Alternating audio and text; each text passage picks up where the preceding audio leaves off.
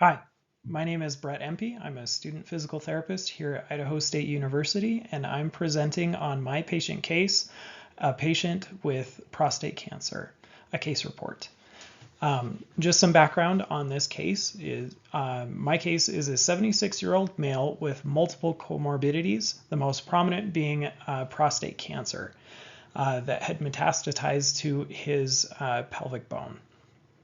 The convergence of his comorbidities ended up putting him in the hospital, and he was unconscious for about 10 days.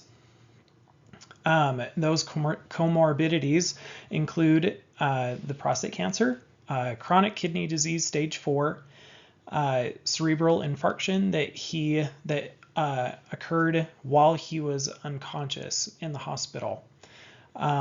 And then he had a urinary tract infection, diabetes, hypertension, along with generalized muscle weakness.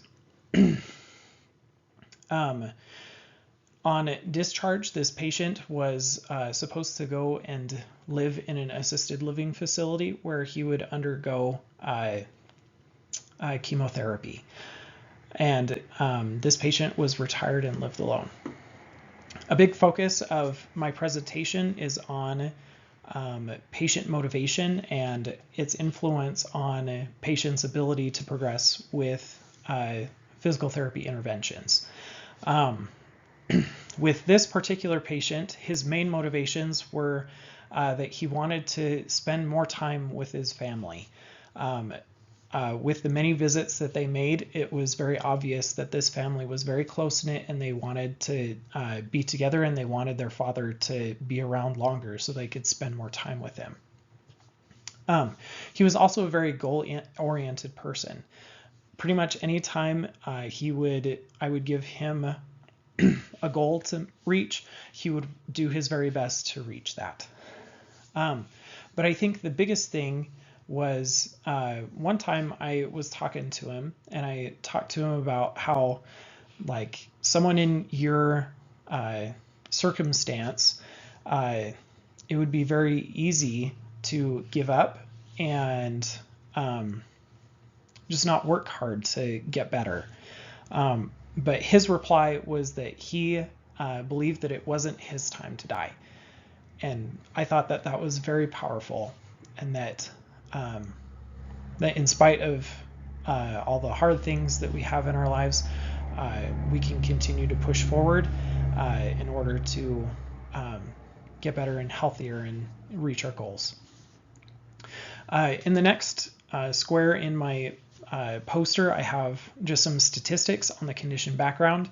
I mostly included those because just to highlight how many people contract these conditions, and also to highlight how difficult it would be to rehabilitate a patient with all of these different conditions working against him.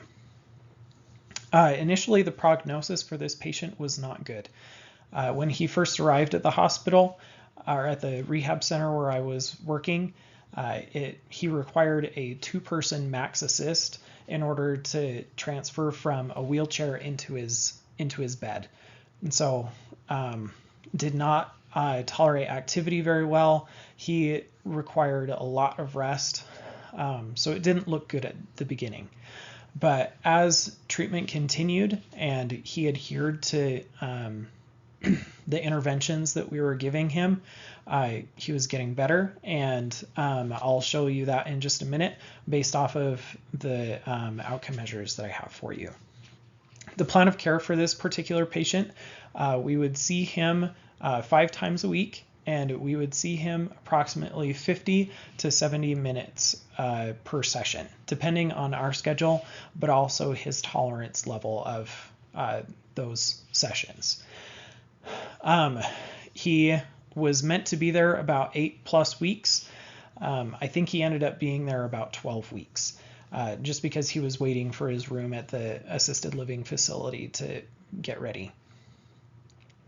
And then our focus was to improve strength, improve activity tolerance, strengthen the patient in order to tolerate chemotherapy well, and then prepare the patient for successful living in an assisted living facility.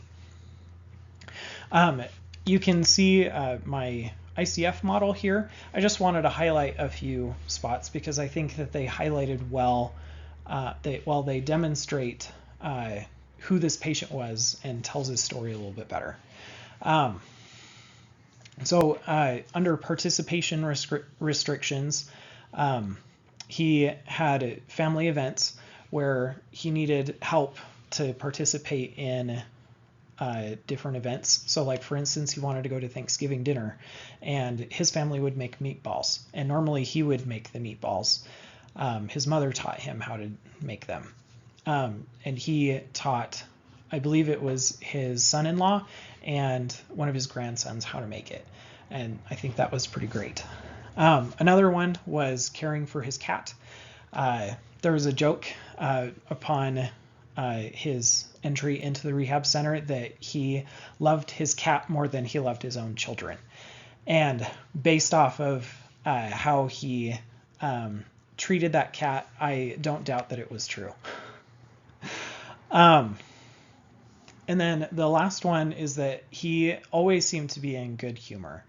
It was always fun to talk with him and joke around with him. He once told me after I subjected him to some pretty difficult workout stuff, he told me that he had an interesting piece of real estate that he thought I would be interested in, and he told me that it was a bridge.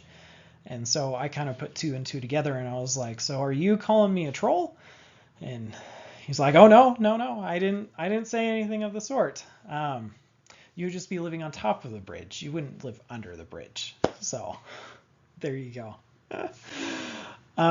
So the main interventions that we focused on, especially at the beginning of treatment, we focused on seated TheraBand exercises. And then as he was able to get stronger and tolerate the exercises better, we progressed to standing strengthening exercises in the parallel bars. We also worked on leg press training and core strengthening. For therapeutic activities, we focused on static and dynamic balance training.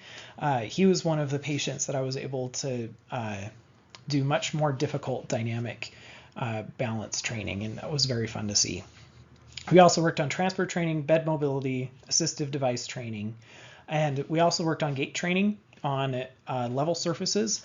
We didn't do any stair training because the ALF where he was going to go, he wouldn't have to traverse any stairs.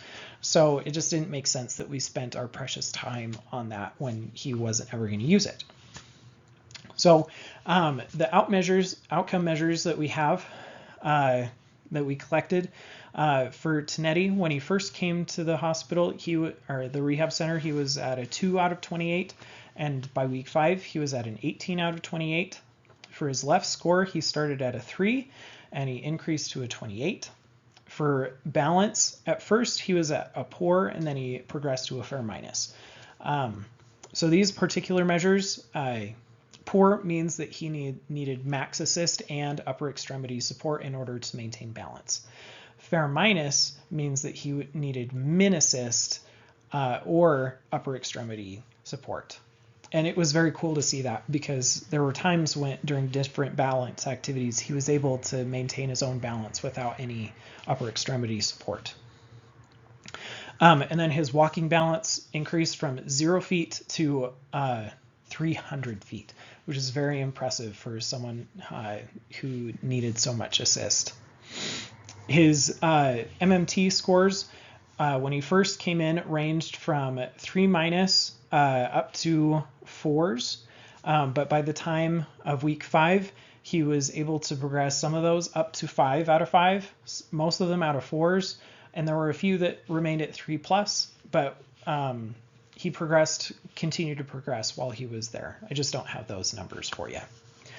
So the results, just wanted to discuss those a little bit. So especially with the MMT, he improved in almost every aspect, which is pretty fantastic. With the Tinetti, he improved by 16 points. And the MDC is 4 points, and the cutoff score is 19 points. And so where he was able to improve by 16, he well surpasses that minimal detectable change. And he's just right at that cusp of being able to get out of that high fall risk. For his lefts, he improved by 25 points, and the MDIC is 9 points for that. So that's pretty impressive. Just some limitations are just that the outcome measures were not taken at discharge just because of my affiliation ending sooner than that. So again, my big takeaway from this is just that patient motivation is key in order for patients to get better. There were several patients that just did not have the motivation to get better, and they didn't. Whereas this patient, he was very motivated and he worked very hard and he was able to get better. So thank you very much for listening to my video and joining me on this exploration of physical therapy. Have a nice day.